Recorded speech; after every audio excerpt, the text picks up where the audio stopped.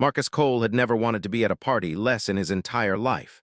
He stood near the edge of the grand hall, holding a glass of something purple that tasted like flowers mixed with battery acid. Around him, dozens of alien species mingled and talked, their strange languages filling the air like music he could not understand. The Concordance Station was the largest structure humans had ever seen. It floated in the darkness near Neptune, a massive ring of metal and light where species from across the galaxy came to trade, negotiate, and judge each other. Humanity had just been allowed inside after 50 years of being watched from afar. Tonight was their first official party as members of the Galactic Assembly. Marcus was a lieutenant commander in the Earth Fleet, assigned as a cultural liaison officer. His job was to smile, shake hands, and not start any wars. So far, he was failing at the smiling part. "You look like you want to die," said Captain Torres, his commanding officer. She appeared beside him with her own glass of alien wine. "Please do not actually die. The paperwork would be terrible. Then you can go back to your quarters and complain to the walls." Her skin was silver and seemed to glow faintly in the dim light of the hall. She was tall, perhaps 7 feet, with a body that was humanoid but clearly not human.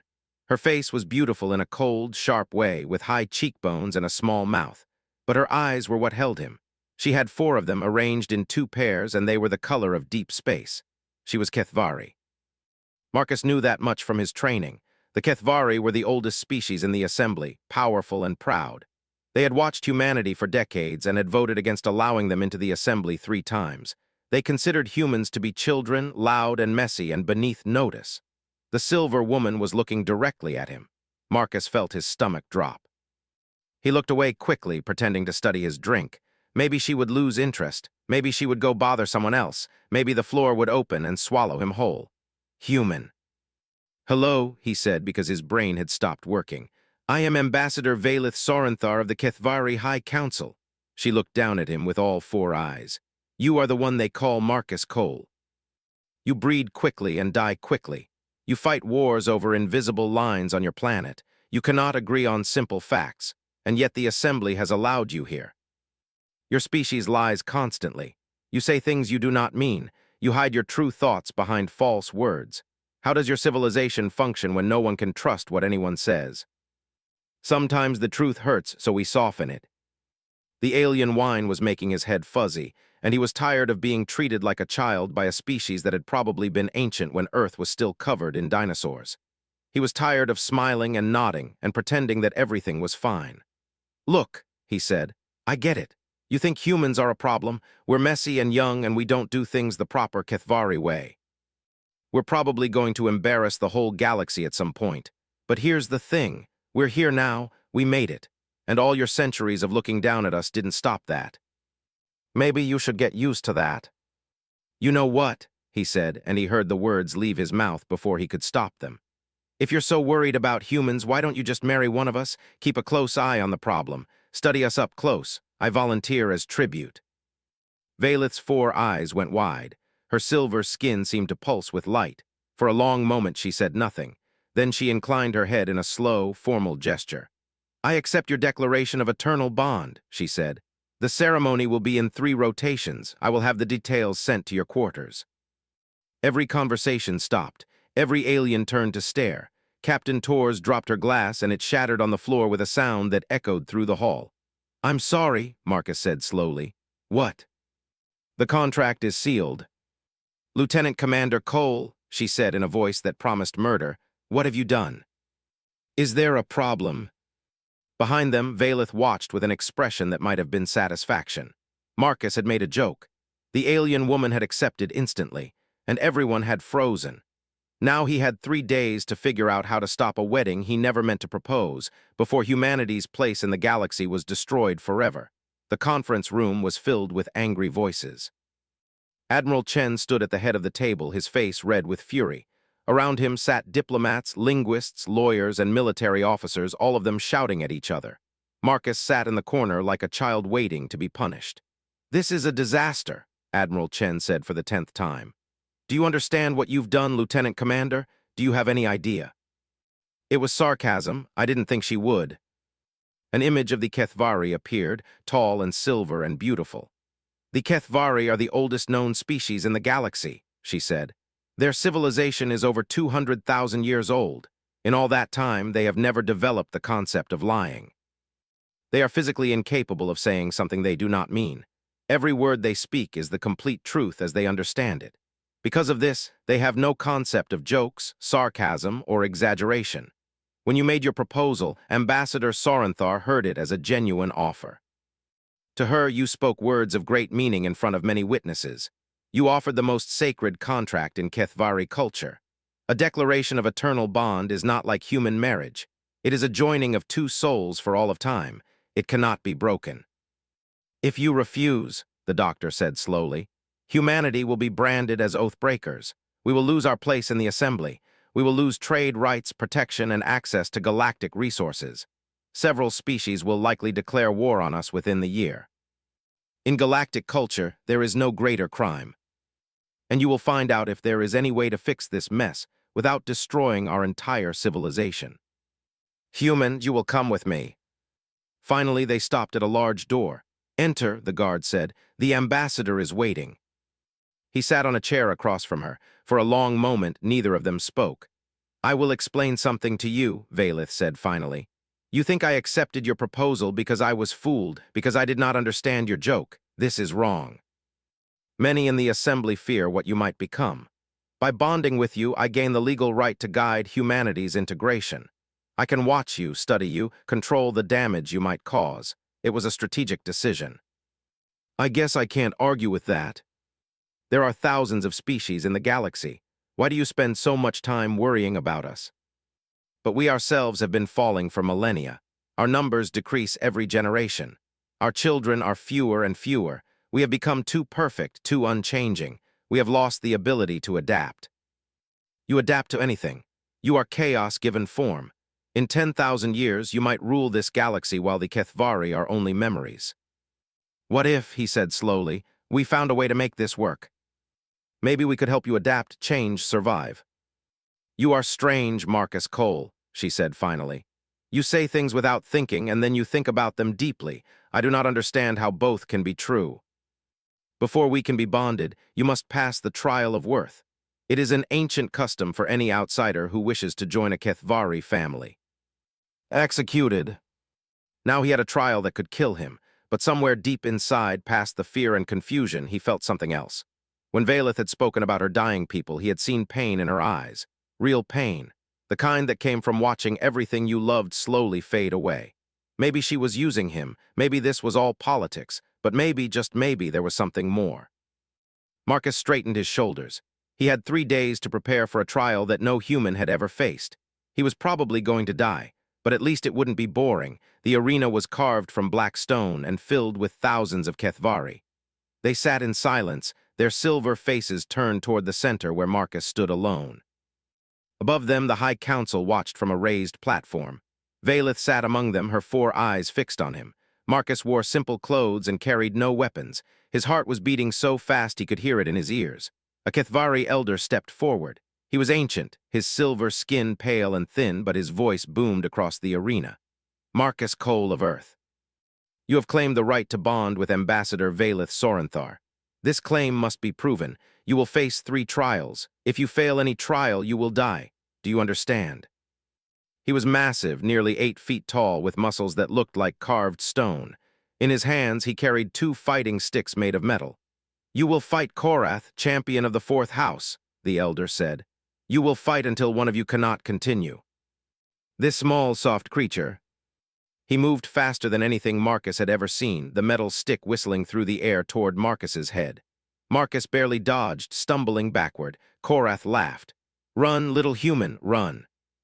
But Marcus had a plan. He was not strong enough to beat Korath. He was not fast enough to match him. But humans had one advantage that no other species seemed to understand. Humans did not know when to quit. For 20 minutes, Marcus dodged, blocked, and retreated.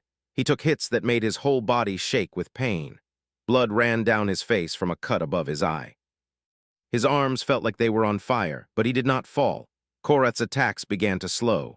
The giant warrior was breathing hard. He had expected this fight to end quickly, and he had used all his energy in the first few minutes. Now he was tired, and Marcus was still standing. How? Korath gasped. How are you still alive? We don't die easily. He looked up at Marcus with shock in his eyes. "Enough," the elder called. "The trial ends in a draw. The human has shown sufficient strength." Two Kethvari brought out a table covered with strange objects. There were crystals, metal pieces, and glowing symbols. It looked like a puzzle, but Marcus could not understand how the pieces fit together. "This is the puzzle of the ancients," the elder said. "It was created 10,000 years ago. No one has ever solved it. You must arrange the pieces in their correct form. That is for you to discover. And this crystal is cut at an angle that makes it impossible to connect to anything else. Someone designed this puzzle to be unsolvable. The correct answer is supposed to be admitting defeat. What if the answer isn't arranging the puzzle? What if the answer is recognizing that the puzzle itself is flawed?" "It's a trick," Marcus looked up at the council. "If your ancestors wanted to test wisdom, they should have asked real questions, not created impossible games to make people feel small. Your interpretation of wisdom is unconventional, but it is not without merit. The trial of wisdom is past. Any lie will be detected by the crystal of truth, and you will die immediately. Here's the truth. Jokes are how humans say things we're afraid to say directly. When I looked at Valeth across that room, I felt something. I didn't understand it. I still don't understand it. But there was something about her that made me want to speak, even if my words were foolish. I've learned that the Kethvari are not just cold and proud. They're afraid. They're dying slowly, and they don't know how to stop it. I've learned that Valeth accepted my proposal for political reasons, but also because she saw something in me that her own people have lost. I don't know if this bond will work, but I know that if the universe is going to force me to take something seriously for once in my life, maybe I needed that. Maybe I was tired of running from things that mattered. Is that enough?" Her four eyes studied Marcus for a long moment. "You have faced our champion and survived. You have challenged our traditions and spoken the truth. You are not what I expected, Marcus Cole." For the first time since he had met her, she was smiling. The matriarch's private chamber was beautiful and terrifying. Walls of living crystal grew from floor to ceiling, pulsing with soft light. Ancient artifacts floated in glass cases. The history of an entire civilization surrounded Marcus as he stood before Valeth's mother. "You surprised me, human," the matriarch said. Her voice was like wind through dead leaves. "I expected you to fail. I wanted you to fail. Our bloodlines grow weaker with each generation. We have tried everything to reverse this. Nothing has worked." The matriarch's four eyes focused on Marcus with terrible intensity. "But humans are different. Your species breeds quickly. Your genetic diversity is remarkable. If your bond with my daughter produces offspring, we could study them. We could find a way to save our people. You will produce children, and the Kethvari will study them. This is not a request. I am just another piece on her game board. For the first time in my life, I truly do not know." She tilted her head. "What?" "When humans are stressed or confused," Marcus said, "we sometimes just sit and look at things. We don't analyze or plan or calculate. We just exist for a while." "Yes, but we've learned to live with it. Maybe you just haven't found yours yet." When he finished, Valeth made a strange sound. It was like a cough mixed with a bell ringing. "What was that?" Marcus asked. "I do not know." Her four eyes were wide. "It felt strange, like something was building inside me and needed to escape." Then slowly she made the sound again. It was awkward and unpracticed, but it was definitely a laugh. "This is very disturbing," she said. "Welcome to being human, sort of." He taught her about human culture, about jokes and sarcasm, and the art of not taking everything seriously. She taught him about Kethvari philosophy, about the beauty of commitment and the power of absolute honesty. They were different in almost every way, but somehow those differences started to feel like pieces of a puzzle that actually fit together. Then the attack came. Marcus was walking alone through a corridor when he heard footsteps behind him. He turned and saw three figures in dark clothing, their faces hidden. Before he could react, one of them raised a weapon and fired. Pain exploded through his shoulder. He fell, crashing against the wall. Blood spread across his uniform. "The human must not bond with the ambassador," one of the figures said. "The pure blood of the Kethvari must not be contaminated." The third tried to run, but she caught him by the throat and lifted him off his feet. "Who sent you?" Her voice was ice and fire. "The old ways must be preserved," the attacker gasped. "You shame your ancestors by bonding with this animal." I will destroy them and all they care about. This I swear on my ancestors. I will not allow it. She stood in the corridor surrounded by fallen enemies, her silver skin glowing with battle light. She had killed for him. She had sworn blood revenge for him. He had made a joke at a party, and somehow it had led to this. Later in the medical bay, Valeth sat beside his bed. The doctors had fixed his wound, but she would not leave him. I was frightened, she said quietly. When I heard you were attacked, I felt something break inside me. I did not understand it. Kethvari are not supposed to feel this way. He thought about everything that had happened, everything that could still go wrong. He thought about the matriarch's plans and the attackers in the corridor and the weight of two civilizations resting on his shoulders. Yes, he said, I'm terrified. Tomorrow everything would change. But tonight, they were just two people who had somehow found each other across the vastness of space. And that was enough. The Grand Temple of the Kethvari was the oldest structure in the known galaxy. It had been built when humans were still living in caves, when Earth was just a small blue dot that no one had noticed yet. Its walls were made of crystal that sang when light touched them. Its ceiling reached so high that clouds formed inside it. Today, it was filled with more beings than it had held in 10,000 years. Representatives from every species in the Galactic Assembly had come to witness the ceremony. Humans sat beside creatures they had only seen in nightmares. Diplomats who had argued for decades sat in uneasy silence. The entire galaxy was watching. Marcus stood at the front of the temple, wearing a simple white uniform that the Kethvari had provided. His shoulder still ached from the attack, but he ignored the pain. Beside him stood Captain Tors, serving as his witness. "How are you feeling?" she whispered. "Like I'm about to change history, and I really need to use the bathroom." Her 4 eyes were fixed on Marcus, and in them he saw something that made his heart stop. She was happy.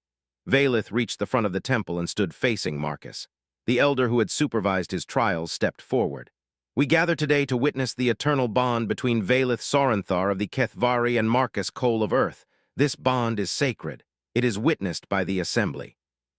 It cannot be broken." The sacred vows had to be spoken in the ancient Kethvari language, a language so complex that no non-Kethvari had ever mastered it. The elder looked at Marcus. "You may speak your vows in your own tongue. Valeth will translate their meaning for." They were Kethvari, ancient and pure, rolling off his tongue like music. He spoke of eternity and commitment. He spoke of two souls becoming one. He spoke of love that transcended species and culture and the vast emptiness of space. The temple went completely silent. Valeth's 4 eyes were wide with shock. The elder's mouth hung open. Even the matriarch, sitting in her place of honor, leaned forward in disbelief. Marcus finished speaking. His pronunciation was not perfect, his accent was strange, but the words were correct and they were true. "How?" Valeth whispered. "How did you learn this?" "Turns out your species is more willing to teach humans than your government wants to admit. But mostly for you." Most simply talked among themselves, trying to process what they had just witnessed. A human had learned the Kethvari sacred language. A human had spoken vows that their own people struggled to master. A human had proven that the walls between species could be broken. In that moment, the galaxy's view of humanity changed forever. The reception was held in a grand hall attached to the temple. Food and drink from 100 worlds covered long tables. Music played from invisible sources. Beings of every shape and size moved through the crowd. Admiral Chen approached Marcus with a glass of champagne. "I have to admit, Lieutenant Commander, you surprised me. I thought you were going to destroy our place in the galaxy. Instead, you might have secured it. You were stubborn and annoying and you refused to fail. That's not luck, that's being human." Chen raised his glass. "To the first human Kethvari bond, may it last forever." "You have exceeded my expectations." "I am beginning to understand this." The matriarch's ancient eyes studied him. "Perhaps I was wrong about your species. Perhaps you are not just chaos given form. Perhaps you are hope given form instead." Marcus and Valeth stood on a balcony overlooking the temple, watching the stars. "It is done," Valeth said. "We are bonded eternally." "You express love through insults and insults through love. It is very confusing." Everyone was looking at us like we were the enemy, and I wanted to say something that would make them see us differently. I guess I did, just not in the way I expected. I wished to attempt a human joke. "Okay," he said, "that was actually pretty good." A human who could not stop joking and an alien who was learning to laugh. Two people who had started as a joke and become something real. Far below, the last of the guests departed. The temple grew quiet. The stars burned on, eternal and unchanging. "Marcus," Valeth said. "Yes." "For teaching me that words can be playful as well as sacred." She took his hand. Her silver fingers were warm now, not cold. "For showing my people that change is not death, it is survival. For not having me executed when you probably should have." That could make ancient beings laugh. That could turn jokes into love stories. Marcus had come to the station as a cultural liaison officer who could not take anything seriously. He was leaving as something else entirely. He was leaving as proof that humanity was worth believing in. And somewhere in the vast darkness of space, other species watched and wondered. They wondered if perhaps they had misjudged these strange, stubborn creatures from the small blue planet. They wondered if humans might be exactly what the galaxy needed: change, hope, and the courage to say ridiculous things at parties and somehow make them come true. The stars burned on, and Marcus and Valeth stood together, watching them, eternal, bonded, and finally, after everything, home.